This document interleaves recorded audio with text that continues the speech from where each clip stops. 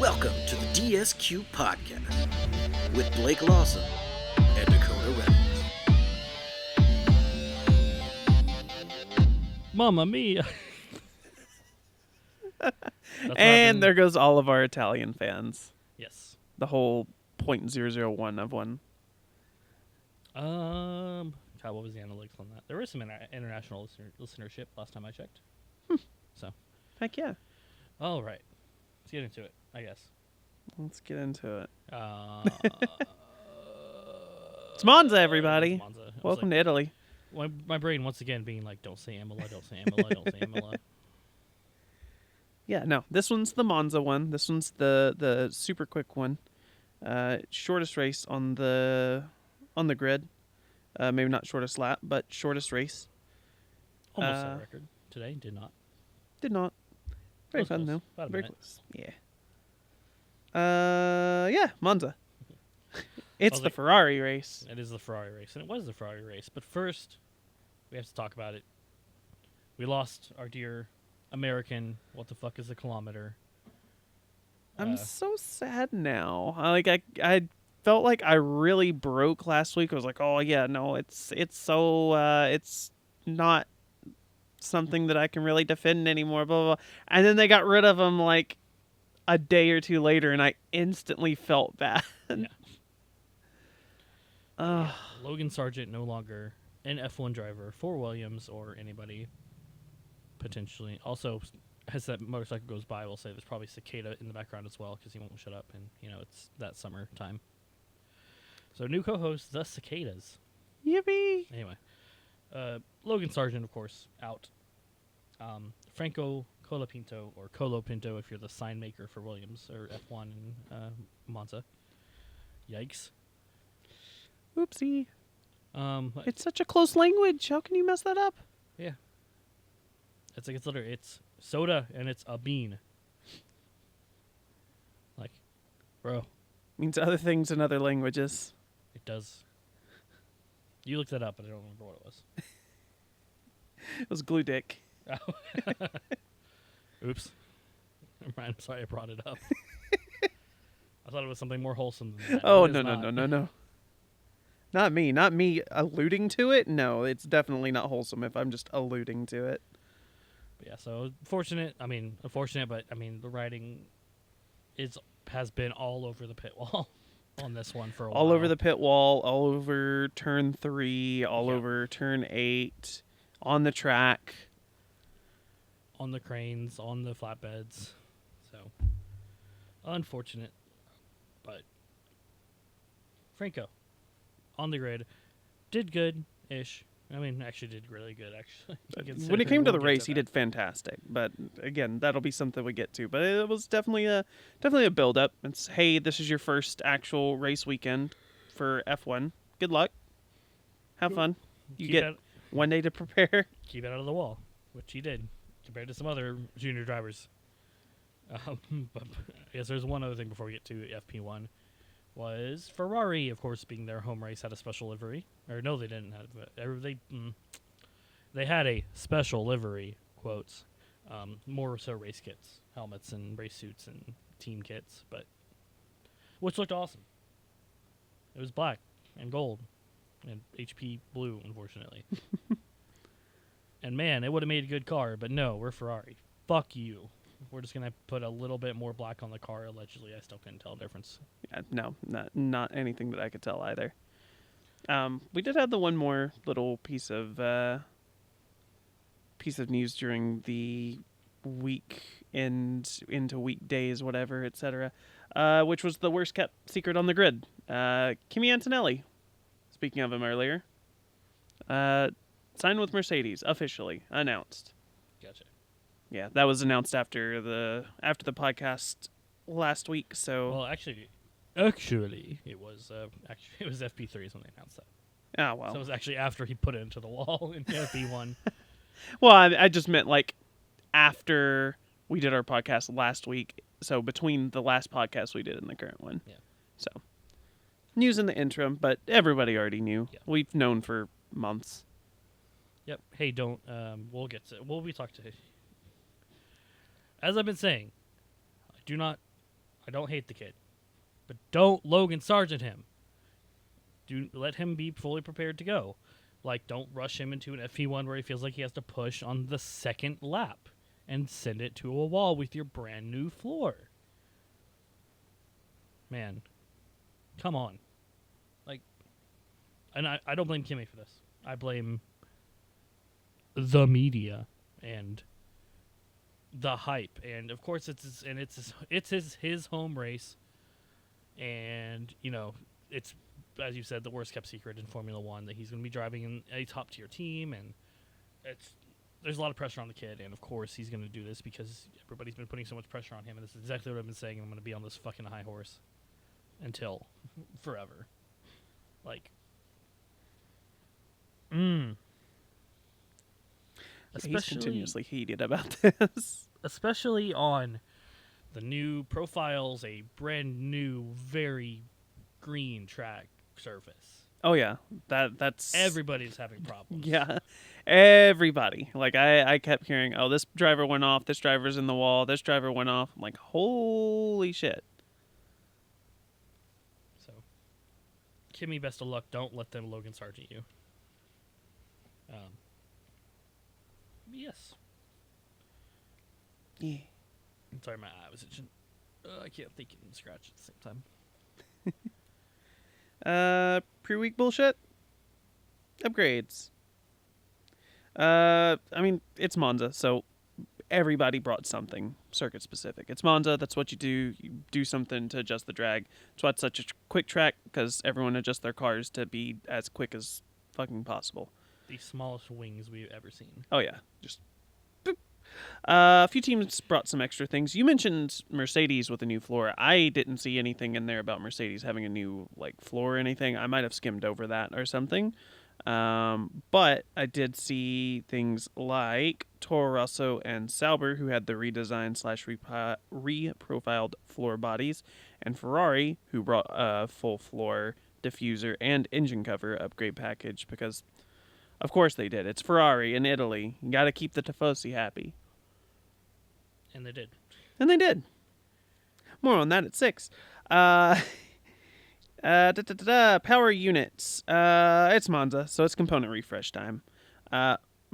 Mercedes, McLaren, Aston Martin, Sauber, Haas, and Colapinto all took the 4th of 4 of their internal combustion engines, turbochargers, MGUHs, and MGUKs. I also said add signs to that as well as the exhaust systems, because they did that after the fact, after I'd already written all of this. Sauber and Haas also took their 5th of 8 exhaust systems. So 4 drivers involved there. Just easier for me to write that it's the team, and instead of having to write 4 different drivers. It's quicker. Restricted number components. We had Max and Oscar, who took a new full kit gearbox. Checo took just the new driveline components. Of note, this is the last driveline for both Red Bull drivers. After this, they take a penalty. And then we also add Sainz, Ocon, and Bottas for having both. So new full kit. And yeah, that's the upgrades.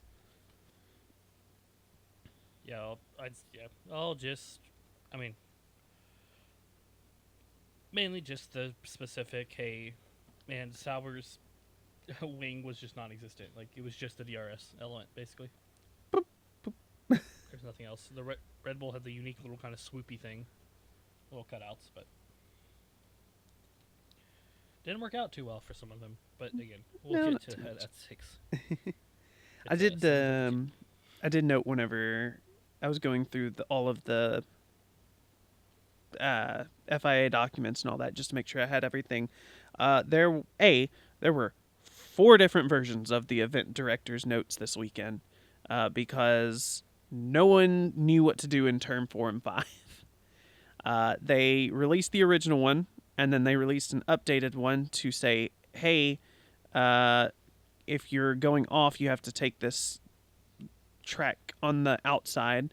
And then they did a third version where they were like, hey, if you're within this certain margin, you can go slightly more inward.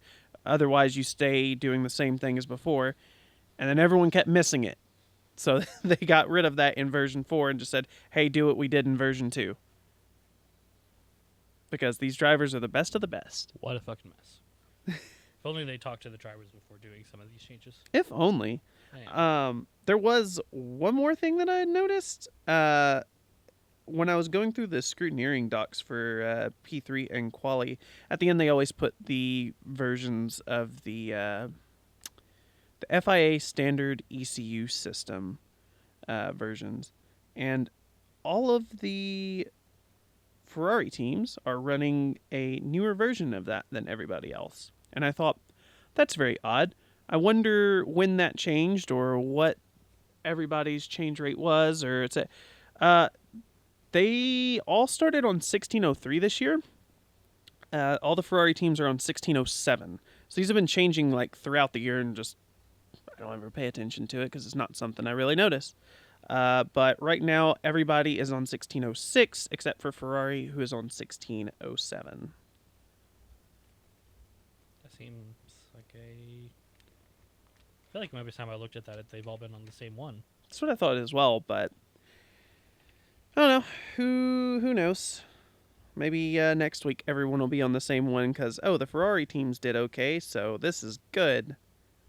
Or maybe they'll be forced to revert back to 1606. Cross-strike. Yep.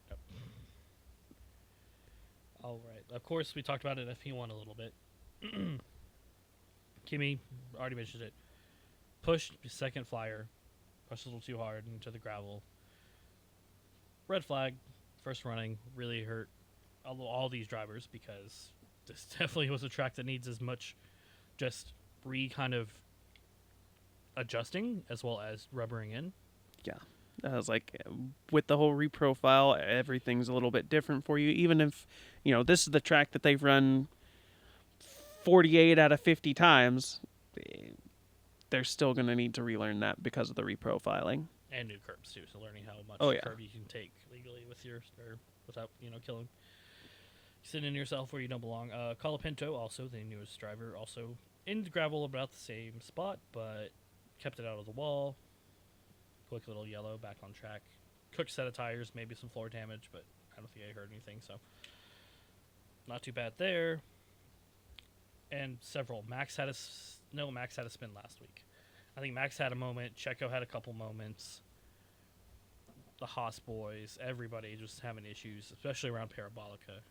And then obviously, as you mentioned, 4-5 had some issues. That first, turn 1, Seb Vettel. The Seb Vettel chicane. Runoff area. Not as bad as the F2 drivers had it. They were in that thing every lap. FP2, K-Mag is the one to Bennett. FP3, some more spins. But, honestly, just people trying to learn this track that they thought they knew. I don't think there's anything too much else in FP3, really. I literally just have a squiggly line. Everybody did stuff before. We really didn't have any weather issues. Everybody got their data. Again, some shortened running for George Russell more than anybody. Checo as well, because he had something. His car was in the garage for a good deal of FP2, but honestly, seems apart from the new track learning curve, literally, I guess, it was all good. On to qualifying. Honestly, no, I'm just kidding. Plenty happened. To start with just kind of the general vibe of it is unsafe release in front of Max was the theme of the afternoon. Oh, yeah. I saw where that happened a couple of times. So I didn't get a chance to watch qualifying fully because I slept through it. I set an alarm. I stayed up way too fucking late the night before. Set an alarm and was like, cool, I'll wake up to that. I woke up 5 minutes before it ended. But watching back, I saw, Max getting cut off 2 or 3 times. Yep, it was It was quite. I think Oscar was the only one who really got in trouble, and it was just the €5 or 5,000 euro fine to McLaren, no grid drops or anything. Which, I guess it didn't affect Max's lap necessarily, but also it's like the argument of if it's just a fine, what's a 5,000 euro fine to a top 5 team or a top 2 team? We'll take it out of the parts fund. I mean, yeah, they haven't been too bad, so I guess no. it's like it's Williams or anything. Yeah. Only other notes I have is, just the top.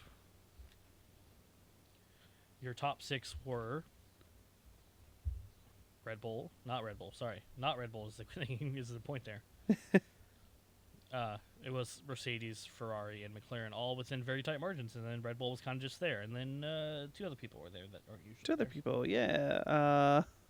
Alex Albon. Yes. Albono, MP9, and then Nico Hülkenberg, which he's there from time to time. He shows up. He sort of interchanges with Alonso. I really want Nico to get a podium one day. I would say maybe next year, but I don't know about that. Given what we've seen from Stake this year, which is nothing. Literally 0, nothing. Yeah, no, 0 all across the board for them. Again, I was like, pretty standard quality. McLaren's the strong car. Mercedes did some good. Ferrari's managed to do. We'll talk about Ferrari. I feel like most of this all resolves itself in the race discussion more than anything. Oh, yeah.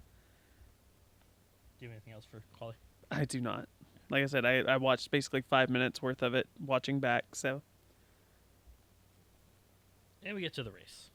Finally, the race. Held race. The race. Turn 1. So far, so good. George A little George off. Things. He's got to take the Sept Vettel chicane, but he rocked it. Did hit a little bit of Bullard, but He nicked it a little bit, but not too bad. otherwise, yeah, no, he flew through that thing. Oscar does what is, I'm just going to reciprocate, I'll say reciprocate as, could be a move of the year. Oh, yeah. They both McLaren boys did a good job of heating off the people behind them, but Oscar kind of did this little switchback and took the inside and passed, what was that, 4-5? And managed to get ahead of Something like that, yeah. Lando, and that kind of cost Lando a little bit. I don't think Lando was expecting that. So let's Charles Leclerc get through. So there's, I'm sure, everybody commenting on yet another Lando Norris bagged start, but he got into the first corner. At happens, least. It's yeah. progress, I guess. Yeah, absolutely. I was like, he even had Oscar heading off George for him, though, so. During that kind of behind all that, you had Daniel Ricciardo and Hülkenberg have a little bit of shenanigans, and Hülkenberg goes to the gravel. I think K-Mag also goes in the gravel in that, even though he didn't get touched in anything. That's just K-Mag things. Yeah. Oh, we'll get to K-Mag things. He gets a 5-second penalty, goes to get it served. Front jackman, oops. God. Just, as you put it, like just the whole probably muscle memory of car in touch, and you just see it. Yeah, I feel so bad for that guy. I mean, you could see it on the top-down reaction. Just he touches it, and then he realizes no one else has moved yet, and then reaches back because he realizes he fucked up. And they still served the 5-second penalty, even though it doesn't count as serving it. So technically, he got a 15-second penalty. I think that's one thing you said. It was like, if I realize I fucked up, it's like, go, I messed up, just do it. Yeah. So, an additional 10-second, which he did not have to do a stop for, so that was applied at the end of the race for Daniel Ricciardo. Speaking of Hülkenberg, he gets in it with Yuki and ends Yuki's race. So, Nico, I will be finding you and having a nice little conversation. You son of a bitch. Yuki having to retire on lap. They said lap 8. I think it was technically lap 7 because I guess he didn't finish. Yeah, he retired at the end of his lap 7. So not a great weekend for the V-Carb team, even though I guess standings-wise, given what Daniel, with the penalties and all that, where he finished was not too bad. Yeah, not terrible at all. Um, And on the lead lap. Then one more other penalty. Speaking of Haas and K-Mag, touches a little bit too much of Pierre. Do you have what lap that was? I do not. I don't remember. It was later in the race. But, yep. K-Mag hits Gasly, gets a 10-second penalty, applied to the end of the race, and that's it. Nothing else happens from that. No repercussions past that. Like we just keep foreshadowing further down the podcast. Yeah, I mean it's much more end of the thing, anyways. So sets us up for the next race. Yep. But there was some good, I feel like some decent racing today. Everybody did fairly well besides Steak, which is kind of just Steak. That's just par for the course. Yeah. Some bad pit stops from everybody. Like everybody seemed to be off. Quite a few. From Red Bull had a bad McLaren, Mercedes. I think maybe Ferrari's the only. I think Ferrari had a slower stop, but I mean Ferrari didn't fuck up the strategy. I think is the bigger thing here, and actually had a decent strategy as their home race. So you hope they don't screw that up. But but yep, some good overtakes going in there. What was the big? Oh, probably the biggest strategy thing was Oscar and his a late pit for Oscar. Oh yeah, probably being the most kind of sucky thing on some of those strategies. It was like, yeah, he didn't make it work. Which everybody's calling. Everybody's saying that it's another McLaren fumble. It's like, well, or did Charles Leclerc just hold his tires way better? Yeah, I mean, to be honest, he almost had it anyways. Oscar did. I was like, he finished with like 2.6 seconds between him and Charles. I feel like it was only a matter of time. If things had kept going, a few more laps in the race, maybe looking at a Piastri win. Yeah, and then towards the last 2 laps of the race, I think this is the dumbest thing I've seen in the history of Formula One since I've been watching is Aston Martin with Fernando Alonso fighting to get into the points based on penalties.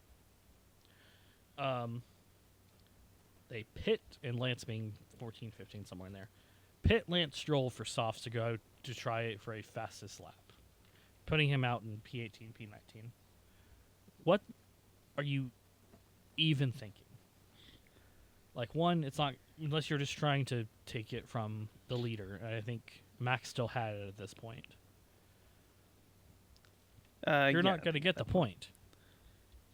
Like, and you think, one, you're the team to be able to pull that off, and two, you think Lance Stroll is the driver to pull that off?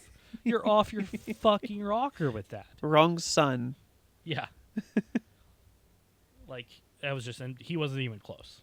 He was not even. He was like 2 seconds off. Yeah, I think he was 1 to 2 seconds off. Like, so that was just hilarity. Like that. Like, what the fuck were you guys even thinking? That was whatever. I guess laughingstock territory. Yeah, it put Lance, I guess, where he belongs, down at the bottom of P18, P19. But behind Joe. Yeah. God. But yes, do we want to get into the meat because I feel like everything is definitely more. There's one big talking point now. Well, I guess 2 main talking points, which was Charles has overcome part 2 of his curse for the year, maybe. Let's go! And Charles Leclerc! The team's home race. Everybody's calling it his home race. Like, well, he already won his home race. So yeah. It's the team's home race. It's the team. With some good strategy, some good racing, and a reliable car, and some good pit stops. Everything Ferrari has shown that they have not been good at. He finally got it together. Yeah, you got to get the big brains from the university down the road. Yep. Ooh, I can bring this in with Red Web. Get the buff scientists. There's the crossover. Go listen to Red Web. They're independent. They need help. They probably don't need help. They need less help than we do. Yeah. But you should still support them anyway. I was happy with this race. Love to see Oscar do well.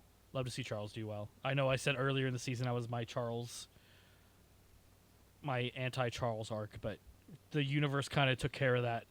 So In good to see. Smitty style, God will handle it. God will handle it. God handled it, and he handled it a little too just A little too much there, God. like chill. God.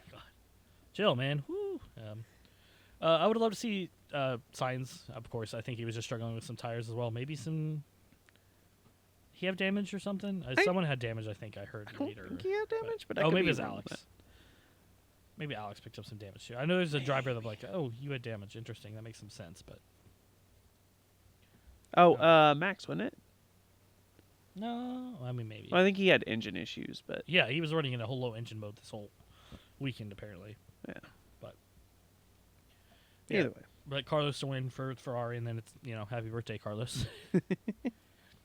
Of course, the ongoing thing of Lando being,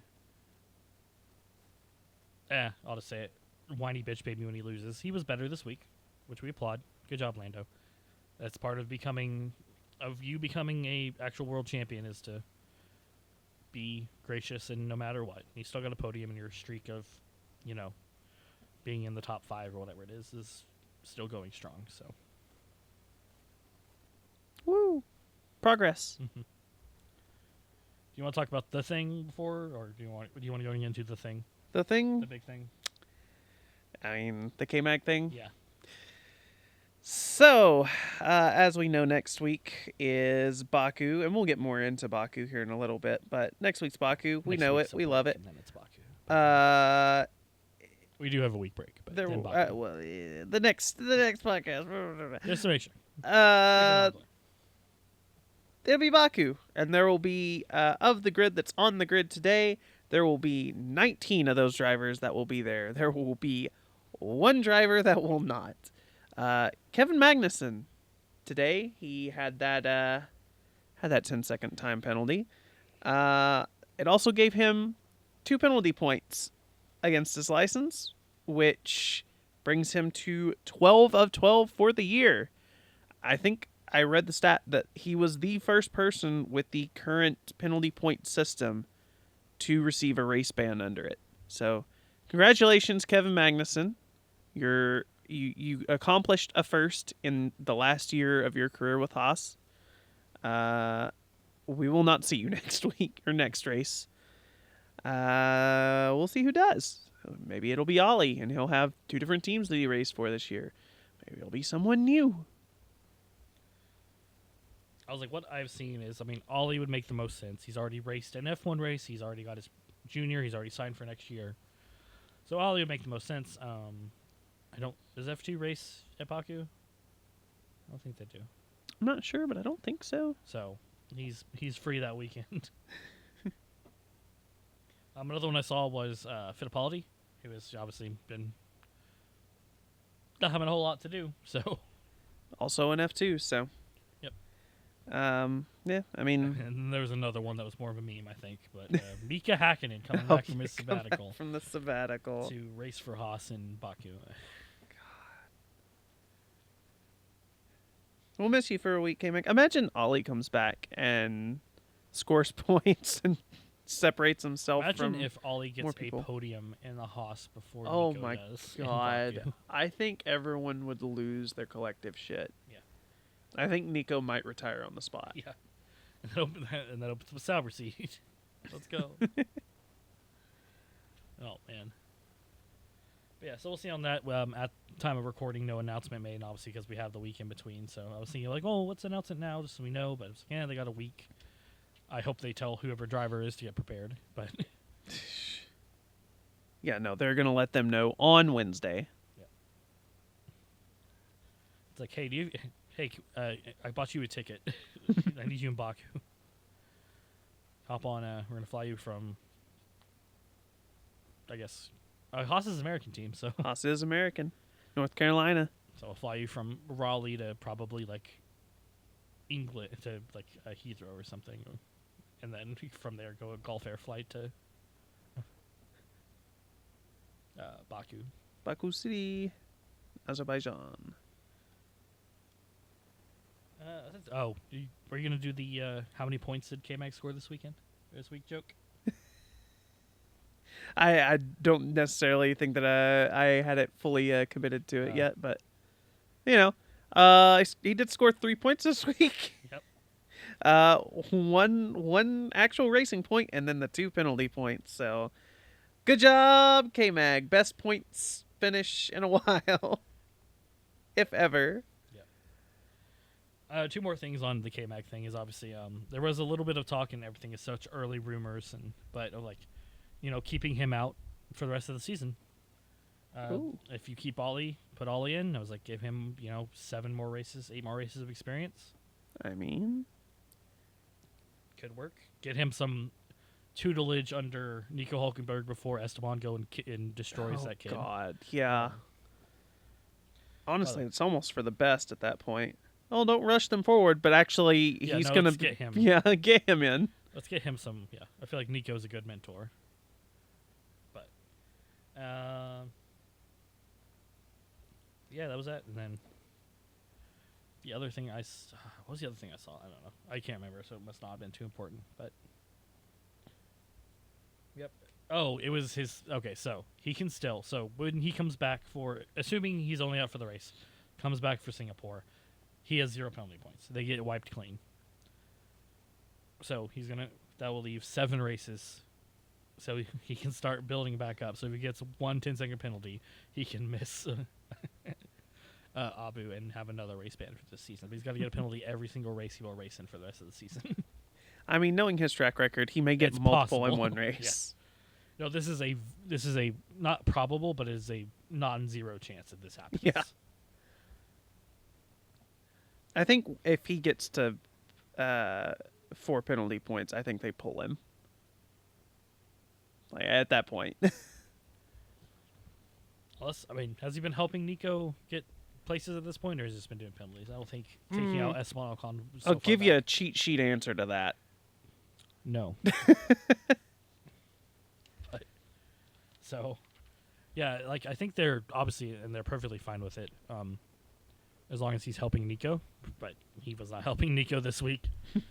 Nico wasn't helping Nico this week, to be fair. So, It happens.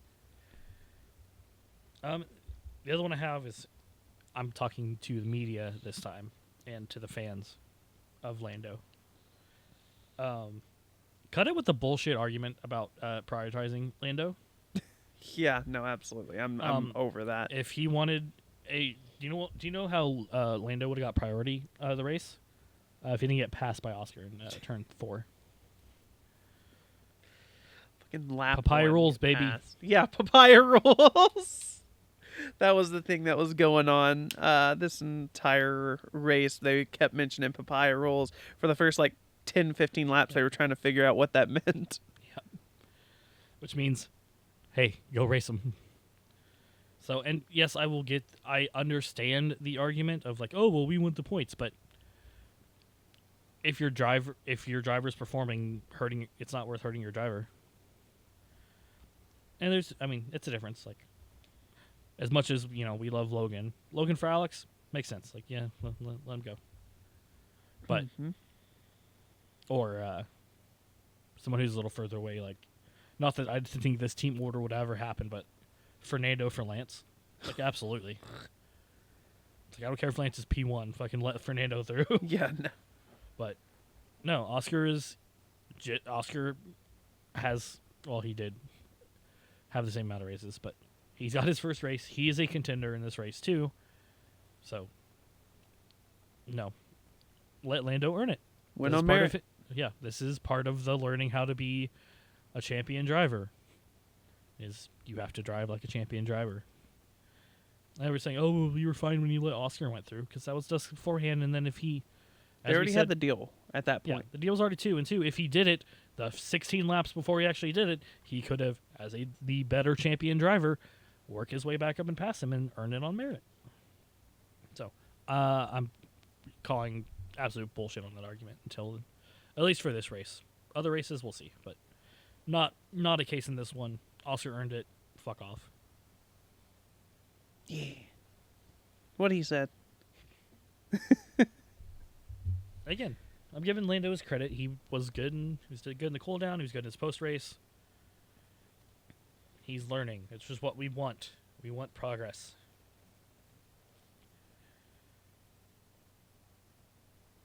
Rundown or driver? I feel like we do it different every week. We do. I know this episode's already a mess this week, so it's Oh, probably no, not absolutely. our best episode. But But I don't know. Probably rundown would probably be easier to get through and I then was like, go I know to we everything did else. rundown first last week just because I had to do a quick switch. I wanted to check places Yeah. and did a quick switch on mine. So Yeah, we can do rundown first. So Monza, your rundown for the Monza d'Italia Day Grand Prix Day. Yeah, spaghetti, Monza. pineapple, and pizza. Jeez, okay. Pirelli. Your winner, Charles Leclerc, gained 3 places after starting in P4. Heck of a race from the man. Oscar Piastri gained or lost nothing, finished P2. Lando Norris lost 2 places to finish P3. Carlos Sainz gained 1 position to finish P4. Lewis also gained a position to finish P5. Max also gained a position to finish P6. George lost 4 places to finish P7. Not the best race for Georgie. Checo stayed where he was at in P8. Alex also stayed where he was at in P9. And Kevin Magnussen rounding out the top 10, gaining 3 places to finish P10. For your outside the top 10, Alonso stayed where he was at, finishes P11. Franco Colapinto gains 6 places to finish P12. Daniel Ricciardo finishes P13, losing 1 spot. That is your lap down line. Everyone below that is down a lap. So Esteban Ocon gained 1 position to finish P14. Pierre Gasly lost the position to finish P15. I will cut in and say Gasly was the one I was thinking about with the damage. Gotcha. Okay. That one was like, oh yeah, that makes sense. Yeah. Yeah. It was Pierre. It was Pierre. Okay, fair enough. Yeah, those 2 swapped, basically. Valtteri Bottas finished P16, gained 3 positions to finish there.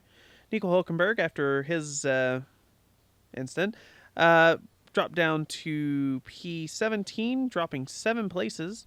Zhou Guanyu gained 2 places to finish P18. Good job, Zhou. Lance Stroll dropped 2 places to finish P19. And our lone DNF of the race, Yuki Tsunoda, finishes P20. Thanks, Nico. Thanks, Nico. He's going to break Yep. your Nico kneecaps. Jesus Christ. I need a second to recover from that one. God, Lord.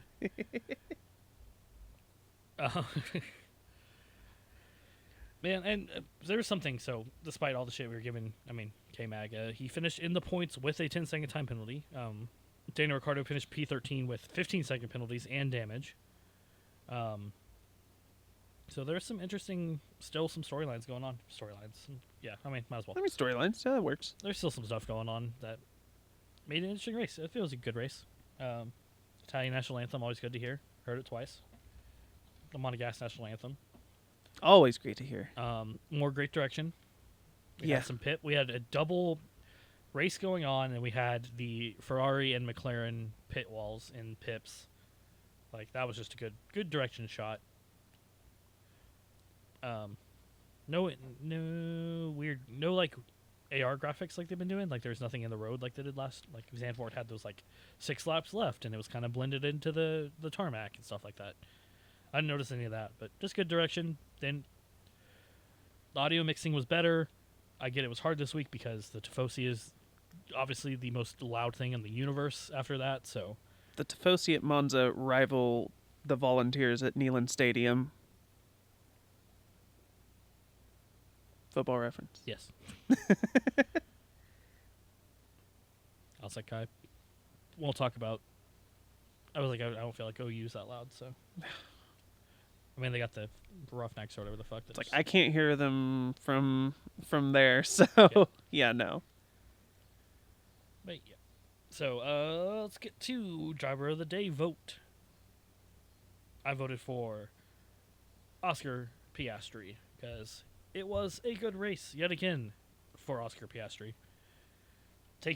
proving that he is not going to at least sit quietly in the second driver role, again, I will continue to agree with the sentiment of the move of the year so far. At least, I mean, summer break's only 2 races old, but at least for that, for sure. Fair enough. I know the Alex double overtake will always be pretty good. God. Amazing. But yeah. Oscar, driver of the day. Easy vote for me. Another easy vote, in my opinion, for me. And yes, I always show my bias on these a little bit. But Franco Colapinto. Again, 6 places. 6 places. This is his first race. Come on, guys. A debut race, he didn't know he was racing probably like 4 days ago. He got an email on Sunday afternoon, like, hey, you're racing for us this week in Monza. Let me put together a suitcase and get out there. But the winner being the same winner of the race, and well-deserved, Charles Leclerc with 26% of the vote. Charles Leclerc, 26.4% of the vote for him. Other contenders were Oscar Piastri with 17.4%, Carlos Sainz with 11.2%, Colapinto with 11.1%, very close between him and Carlos, Lando Norris with 8.2%, all others receiving 25.7% of the vote. And then we'll do, I got fastest lap first, obviously, so that went to Lando Norris, so extra point for him. Pipped it right at the end. Right at the end. Lap 53, did a 1:21.432. Smoking. I think the track record's like a 120 point something, 120.1 from like 2004. Insane. And then pit stops took forever to pop up, and I'm pretty sure the person responsible for them was just getting absolutely sloshed because it is Pirelli, and this is, I think, technically their home race. And it is also their home race. So, yeah, no. It took a while. Like, they maybe popped up within the last hour on the website, and usually they're up there within an hour of it ending. So, fastest pit stop of this race went to Alpine. Really? Yeah, really. This was, I'm trying to think of exactly when it was. Well, I know the lap. It's lap 31. There was something that happened at the exact same time. It was Esteban Ocon. I can't remember specifically what it was for him, but 2 minutes, 2.01 seconds. Like how bad the pit stops were, that wouldn't surprise me if our best pit stop was 2 fucking minutes. They were not good today. Yeah, no, it was not really great. were not. We'll get to that. 2.01 seconds for Alpine with Esteban Ocon. The slowest pit stop of the race went to Nico Hülkenberg at Haas. 16.96 seconds. Now, granted, that also included changing out a front wing. But that was not including a 5-second penalty. That was not including a 5-second penalty. He did have so the next slowest pit stop was also Nico Hülkenberg. And it was like, I think, 14 seconds, but that's including the time penalty. I tend, when I'm looking at these now, to not include the time penalty ones as the slowest because, of course, it's going to be the slowest. You're not doing anything unless you're Toro Rosso. But yeah, Which no. is also I think technically Emilia's their home race, but also our home race. There's a lot of home races today. Yeah.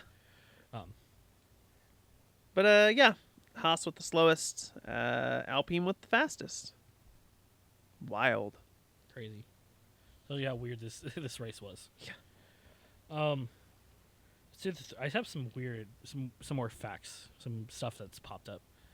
Not like fresh, but just little facts things. Let's do the 3 stars. We're kind of still on that topic. My 3rd star is Oscar Piastri. Woo! As just see 2 minutes ago when I was talking about why I gave him driver of the day vote. We said only 3rd star, but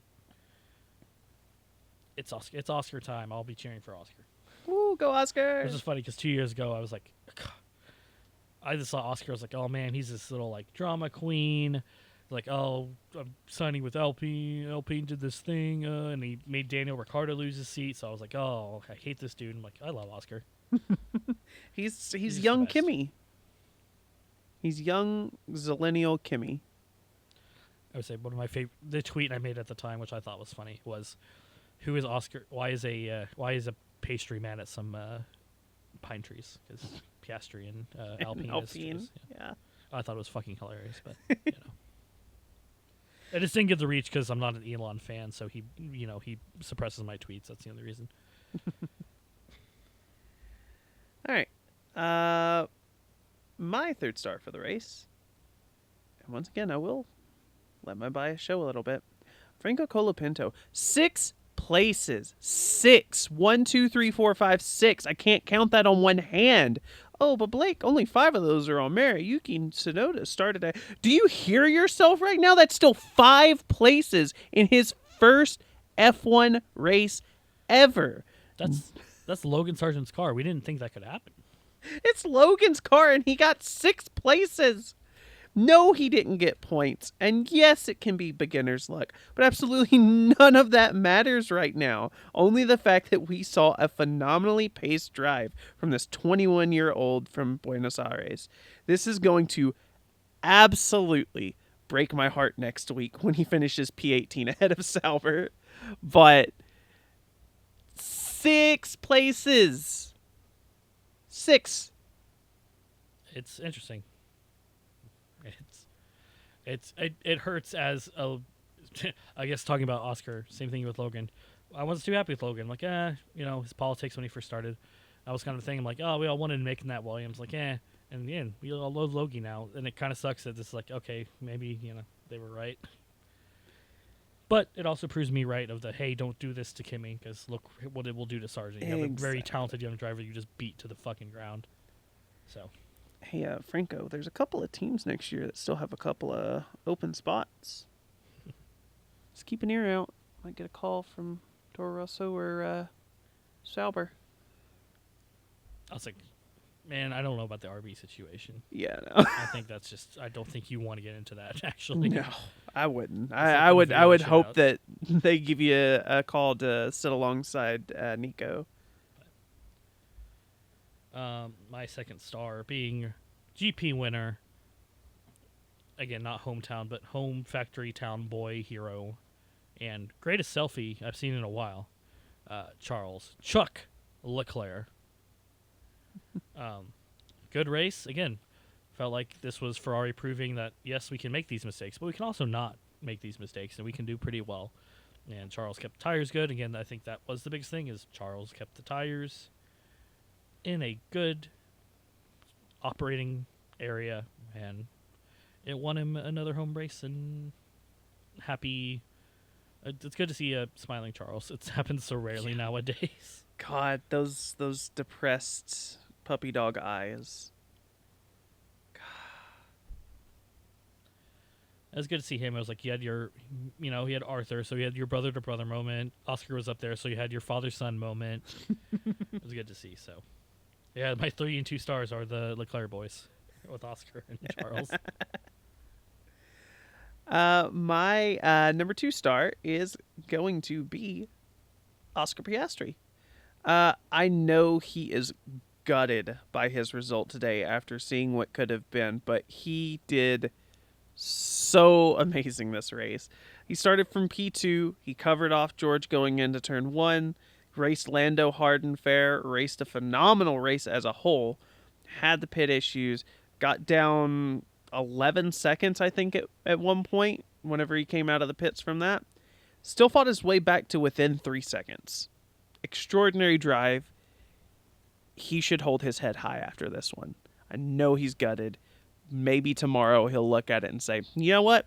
Second place after the bit at the end. Definitely better than it could have been. And I already told you I did a team for a star.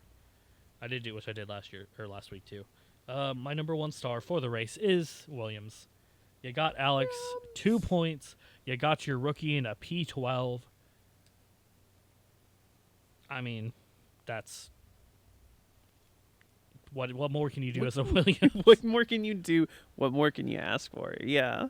Like 2 points, huge from Alex, proving that last week wasn't a fluke either. Even though he got DSQ'd from that, like he can qualify in that top 10, and then you're rookie, you're very green. Like obviously he's raced F2 and all that. Like he's not completely different beast just though. Pick somebody off from just pick someone up from the grandstand. Like hey, put this race suit on. Yeah. But yeah, we've proven it's not hard. And he did get a little bit of trouble with a false start, but they're like, yeah, it's your first race. You weren't here 2 minutes ago, so I understand. Just don't do it again. It's your formal warning. Yeah, no, Williams did some magic this week. Maybe this James guy's got something cooking here. Just don't talk shit about Mick ever again, I swear to God. James. Yeah, no, seriously, that's got to stop. Yeah, I was like, if me and you are going to be on a I adore what you're doing with this team sort of relationship, you're going to have to kill it with Mick. Like, I can't have you be talking trash about my boy. Yeah. On to my number one, which is Grand Prix winner Charles Leclerc. I had not been very hyped for Charles this week, and maybe that's wrong of me. He qualied well. He raced well. He kept his head down. He kept digging. Took advantage of the opportunity given to him by Ferrari and McLaren to win the race for him, Ferrari, and really all of Italy at this point. Yeah. I don't know. I going into it, my brain was not thinking Charles Leclerc is going to win this race. My brain was thinking, well, it's probably going to be a McLaren boy, or Max is going to come from behind and sit his butt in P1 and not let anyone else have it. Yeah. And I was like, maybe George or Lewis gets in there too. Yeah, maybe something like that. But Charles Leclerc. Yeah. So that's stars. Real quick into battles. I say not a whole lot. The Drivers' Championship battles are very, very intense. So, as of today, Fernando Alonso has been eliminated from the Drivers' Championship race. He needed 71 points total to still be within contention, which would be an absolutely crazy come-from-behind victory if someone had 71 points and then came back to win the Drivers' Championship. Insane. But still, right now, that means that only 8 drivers are still in contention, and it is very close. So, Max Verstappen, obviously in first place with 303 points. Lando's 62 points behind him. Charles is 24 points behind him. Oscar's 20 points behind him. Carlos is 13 points behind him. Lewis is 20 points behind him. Sergio's 21 points behind him. And George is 15 points behind him. Then there's a large gap. It's like 128. It's quite large. It's quite large. It's like 128 and then 50. And then Nico and Yuki are currently tied at 22 points. Nico's 2 points behind Lance, which could definitely just pass Lance. No one would care. And then obviously Yuki's tied with him. And then P15, 16, and 17 are also all tied as of this week. That is Ollie Behrman, who is 2 points behind Pierre, and then Kevin Magnussen and Alex Albon, all tied at 6 points. Both Kevin and Alex gaining points this week. But yeah. Ollie hasn't raced since like April. Ollie has not raced since April. He might get to race again, so he might get to widen that gap. And then for the Constructors' Championships... Wait, hold on. Where's Valtteri at? Where's Valtteri at? With the addition of a 22nd driver this week, unfortunately, Valtteri has dropped to 22nd place. Guess Colapinto has had the better finish today than Valtteri has. Valtteri, I love you, buddy. Oh, I'm so sorry. Maybe they'll take you in cycling racing. Get signed for some sort of team or something. It's signed up for motocross. Do some shit like that. That'd be fun to see. Motocross So or play like, some hockey. yeah, just play hockey. For the Constructors Championship, there are 2 primary battles going on. It is 1st through 3rd and 6th through 9th. 1st through 3rd is Red Bull at 446 points. They gained 12 today to get there. 2nd place is McLaren, who is 8 points down from Red Bull after gaining 34 points today. So it is currently 446 to 438. But Ferrari is also right there. They are 31 points down from McLaren at 407. So all in all, Ferrari is like 39 points away from pipping the current Constructors Championship. And then McLaren's right there as well, even closer. So I feel like McLaren might have some parts penalties coming up because they have not taken any. They might do. So, and then your 6th, 7th, 8th, and 9th. So 6th place is Toro Rosso. They are 40 points down from 5th place, who I did not write down, but oh well. C'est la vie. 7th place is Haas at 28. They are 6 points down from Toro Rosso. Alpine is in P8 with 13 points, 15 points down from Haas. And Williams is sitting at 6 points, 7 points down from Alpine. There's a distinct chance that Williams can pip P8, but, we'll see. No guarantees on that. And I did note on there that everyone 6th and below is eliminated from winning the Constructors race. So Toro Rosso, Haas, Alpine, Williams, Sauber, none of them are winning Constructors at this point. and I think that was a stat we looked up, I think, last year or last week after the podcast, was like basically everybody in those teams too are well out of a driver's championship as well. Oh, yeah, no, absolutely.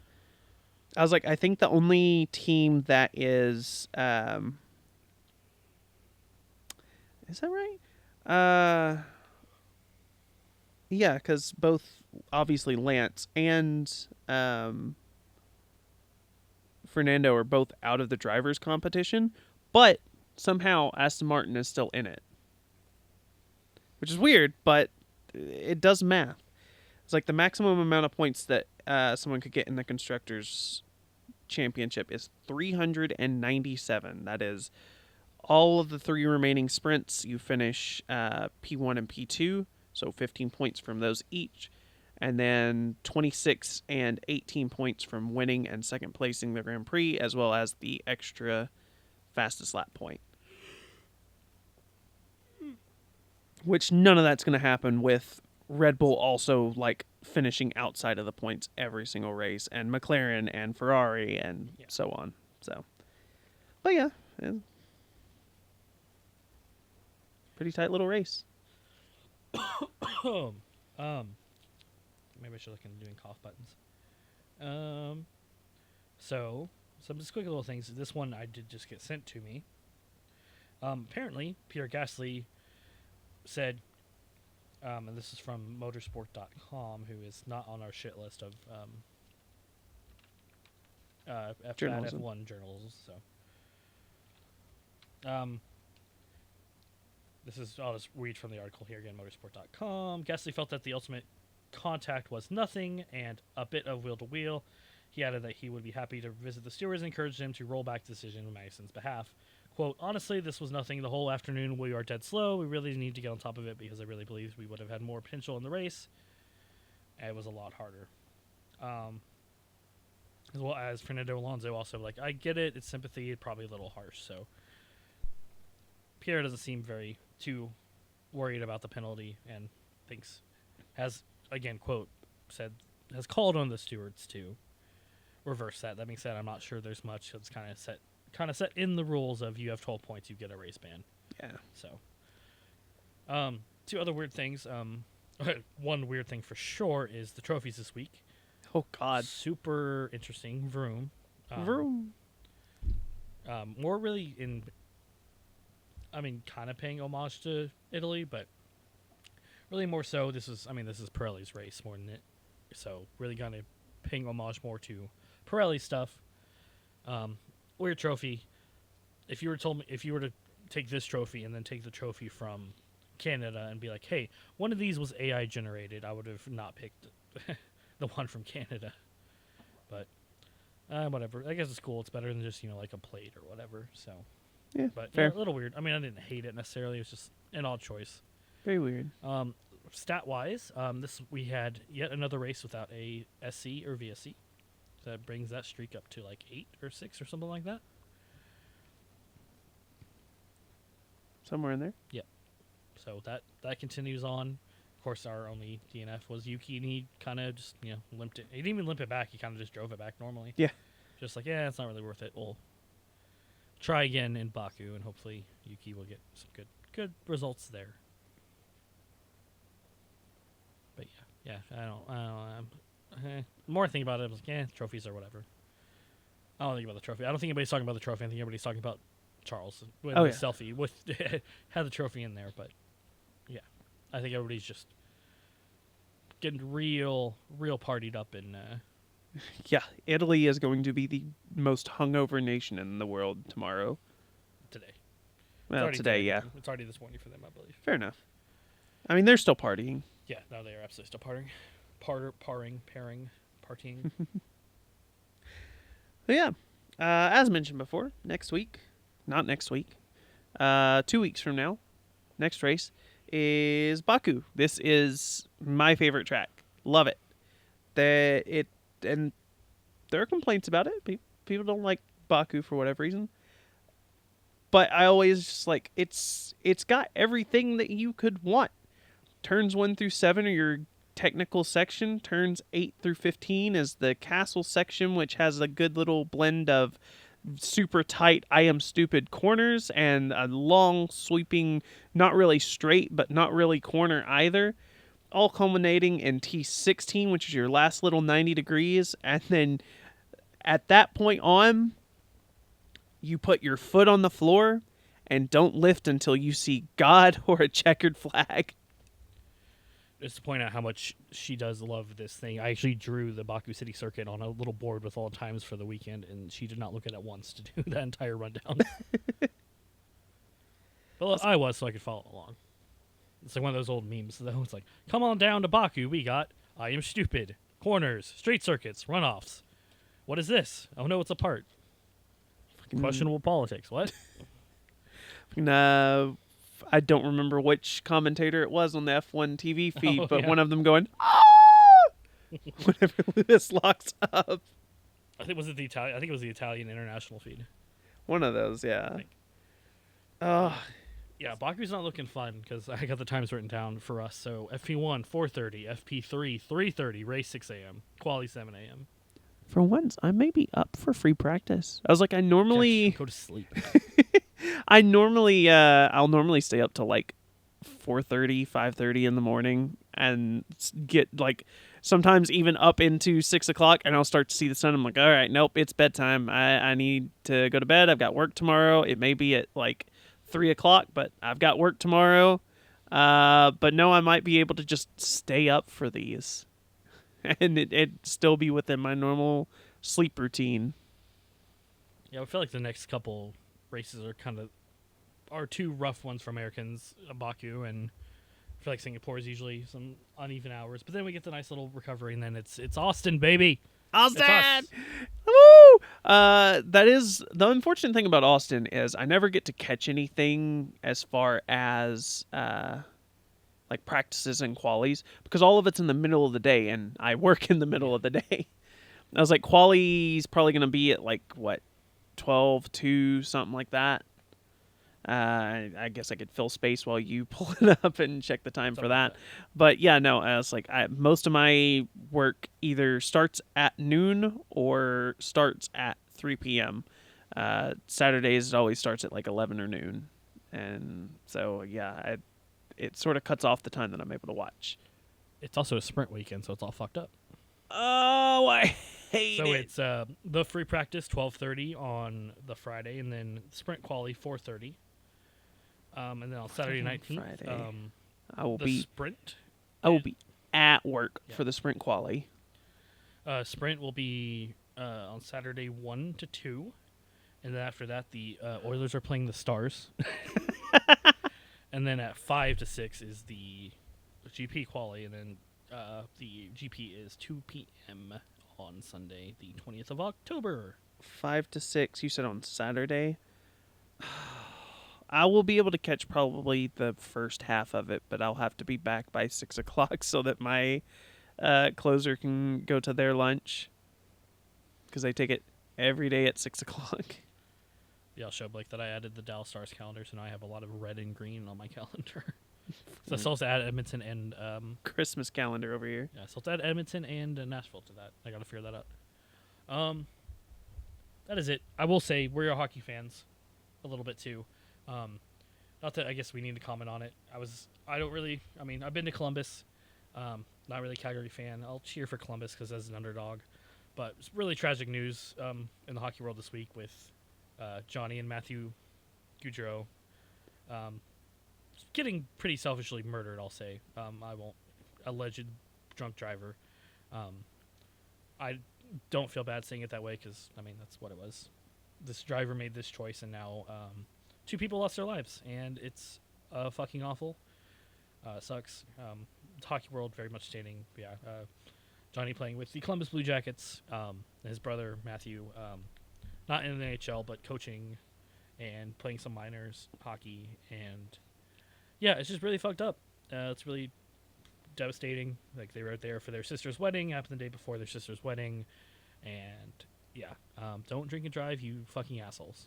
Yeah, no. Don't make that choice. If you need Don't one be that more selfish voice individual. telling you, don't drink and drive, don't drink and drive. It's never worth it. Call a fucking Uber, call a fucking cab, get a fucking designated driver if you've got friends, you fucking bum. Just fucking don't do it. But don't make that selfish choice, because it's selfish to you and it's selfish to a lot of people, and this is like the worst case scenario, and there's not much more to say. It's a senseless thing that should not have happened. So there you go. Be nice to everybody. Be kind, because you never know when some fucking selfish, poor choice making individual is gonna fuck everything up. So let's end it on a bummer today, boys. Enjoy the week off. We'll be back with Baku, hopefully with less Charles Leclerc in the wall. But wouldn't that be, given how his season has gone? Yeah, the season's been. Wouldn't that just be fitting? One home Monaco, worst fucking one of the worst droughts in Ferrari history. We won our home race at Monza. I am stupid part 2. And somehow Carlos regrew an appendix and has to get it taken out again. Oh, I did see. I saw like a little TikTok snippet of James talking to fucking. I guess it was just probably a group thing, maybe a fan meet or whatever, and then was sort of introducing Colapinto, and then he was like, "Oh yeah, first thing, do you still have an appendix?" It's like, "Yeah, I've got mine." I was like, I must have missed that one. There goes my record. So. Man. Oh, so okay. So because we always, ramble theme. Yeah, it's ramble time. Do you know how many Red Bull drivers are on the grid right now? Because you have, Max, Checo, Liam. Oh, not Liam. Yuki. Daniel. Alex, what you told me. Alex is still technically on reserve for Red Bull.